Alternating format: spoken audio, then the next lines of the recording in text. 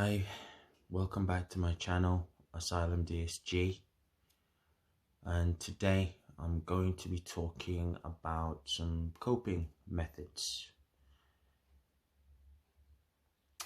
When someone dies by suicide, it can be so hard for life to go back to some form of normal, whatever normal is, and I feel that, it took a very long time for myself to, even get to a point where I could hit record on this device for today. I didn't post a video last week because it just wasn't feeling up to, opening up. And that's it really, just that vulnerable feeling.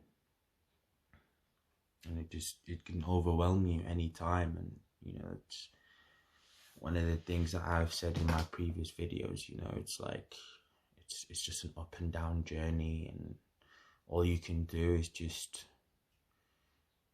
try to grow around that, Like I said, the problem always remains like this, and it's never going to change size, it's never going to get smaller, it's always going to remain this size. But all you can do, you can grow around it, you can get bigger, and you will get to the point where you can cope, you can live whatever normal life is for you, So last time I talked about some of the feelings you'll get when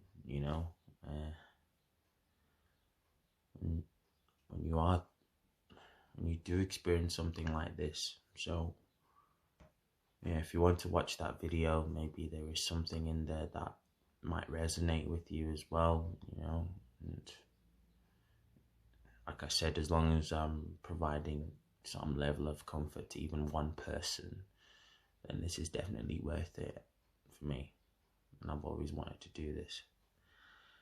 So supporting yourself, it's really important to know how to support yourself, because only you know you 100%, and that's on a good day. On a bad day, I don't know about you, but I rarely know myself, and that's just how things can seem. You can get to a stage where you're looking in a mirror and you really don't recognize yourself. You're more like an empty shell, just being. And that's primarily, what happens when something like this, does get to you, for whatever reason. If it's directly you're feeling it and you're feeling suicidal, or someone who is, or worse yet, someone's done it, and you're on the receiving end of that news, you can become an empty shell, and it's hard to find a way out of that sometimes. But there's methods you can develop, and there's methods that I've come up with that have helped me, and they continue to help me, to be honest with you, with coping with this, because like I said, every day is different, and sometimes they're good, sometimes they're not. And so the first way really is finding ways to remember that person.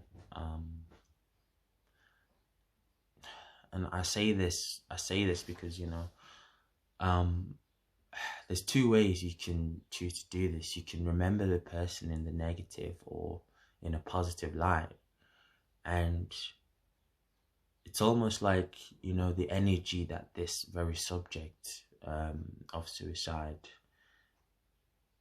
the very energy it emits is always negative. It's almost always negative, and it can really suck you in even further, being the person who's having to deal with that bereavement.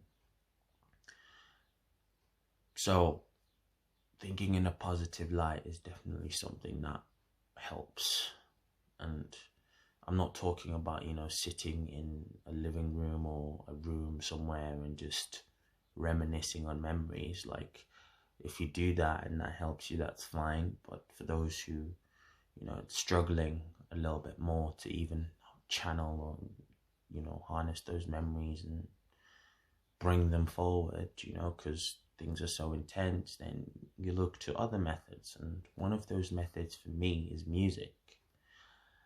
I'm not going to sit here today anyway and talk about all the different types of music that I listen to remind me, you know, of my father.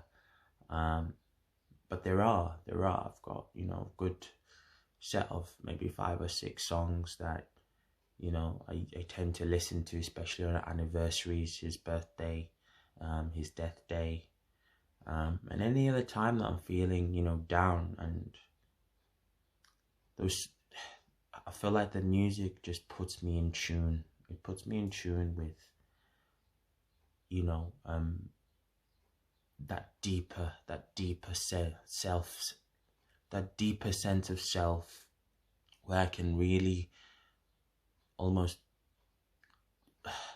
cuddle myself when I am feeling vulnerable, you know, just hearing those lyrics or just hearing that tune, or, you know, it can be enough to like make you feel so much better sometimes. Is that the right word? Better? I don't know. But it's sometimes just playing a song is enough to, you know, get you through that moment, get you through that day. So I encourage it, you know, never underestimate the power of music, as they always say, and this is definitely one of those situations where that definitely counts. Another way is rituals. So rituals is a tricky thing when it comes to using that as a coping mechanism to support yourself, because you can have good rituals and bad rituals. Good ones being, you know, anything that provides some form of positive result, either towards yourself or towards other people. And the bad stuff is like, for an example, binging, food, drink, anything unhealthy, whether it be physically or mentally, you know. And so it's important to ensure that, you know, you do have, you know, good rituals in place. Again, another coping mechanism. And for me, with my rituals, I tend to try. I can't believe I'm saying this, but it's really silly. I tend to try sometimes and just smell some of the clothes that my father used to have. I have a few of his like gowns. I've got a few shirts. I've even got a briefcase with all his old paperwork and stuff, and I refuse to open it more than once a year, to be honest. And weirdly enough, it's when I smell that stuff, I can smell his scent. And it's a nice feeling. It's a really nice feeling. It can provide comfort, and it does, you know, because it's familiarity. So I encourage rituals if they are, you know, for the positive. It doesn't have to be the same thing for you, but that's what I do anyway. Another way to support yourself, walking, you know, physical activities. It goes without saying, going to the gym, not even the gym, in fact, doing anything. You can even be, you know, do something physical at home.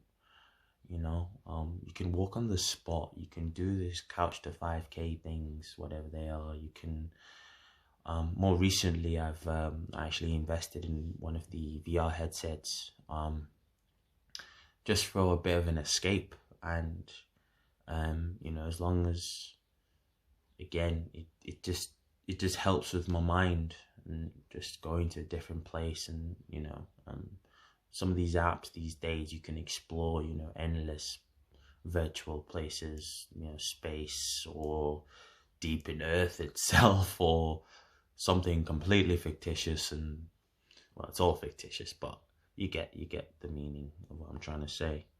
So yeah, I did find that useful as well. Just physical activity, just to exert yourself, because I find that sometimes when the intense feelings have built up for so long, if you then exert yourself, you get too tired. To really think with such intensity or feel what you're feeling with as much intensity, and it does provide a temporary sort of release, shall you say, and it does help. It does help with feeling better. So, if you can walk, if you can get out there and do, if you can't, then do some stuff at home. No one has to see you, and all it takes is just getting up and just doing something. Dance, put some tune on your TV and just dance around the living room. Not even any specific dance, just let yourself go, so.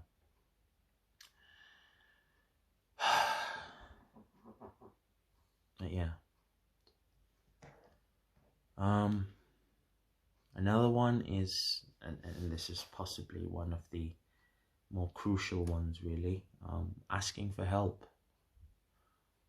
Is another way for coping. A lot of people, and myself included, are definitely not ones who openly ask for help.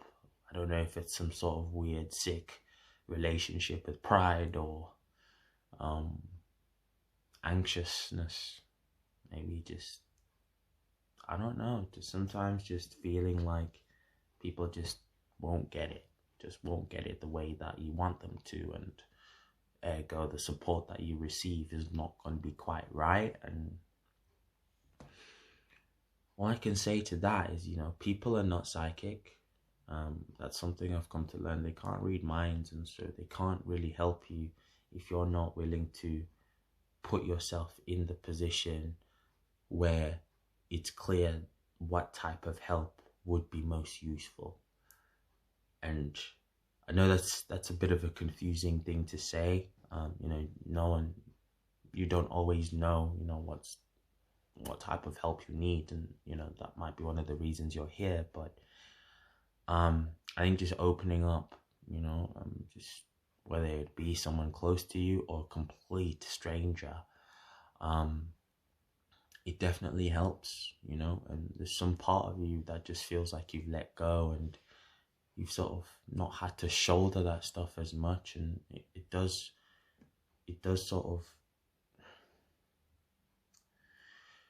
it just helps you spread that burden, because it's a heavy one. It's a heavy one to hold, and it's certainly one I haven't let go of myself, and I never will. But I can certainly say, hand on heart, that that is not my heart. This is my heart. I can honestly say, hand on heart, that if I hadn't opened up, I wouldn't be where I am now. And it started with me just opening up to my boss, or my previous boss at the time. And I just got to a day where I was done. I just couldn't bottle that stuff up anymore. And all those dark feelings, all those dark thoughts, everything that sort of just really just impeded any form of normal life, for a very long time for me, So, I just want to say at the back of that as well, of course, as we're speaking about asking for help, there are services, organizations designed to help people feeling, this way, whether, you're feeling suicidal yourself, or, someone who is, or, it's already, you're at the other side, and, the bereavement is hard, or you're just someone who wants to help, any of the above. So, friends, family, doctor. It's hard, but open that can of worms. Can of worms? Probably not the best thing to use, but just open that door. Open that door when you can. Nothing to lose, right?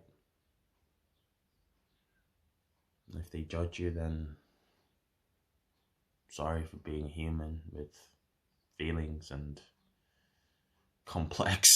complexities that cannot be overcome on my own. And I think sometimes admitting that in itself is the hardest part. Just admitting that you can't do it. You can't do it yourself. You're not designed to do everything yourself. So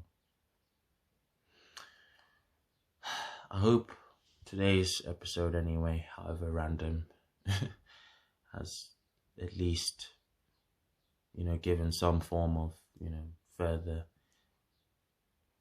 insight into how you can deal with this type of thing.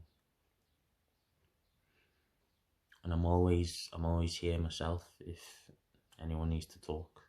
I'm not that hard to reach. I'm all ears. If you just want someone to listen, sometimes that's all we need, and I am that someone. So thank you for watching this episode. I'll try and upload next week as well. And you have a good day.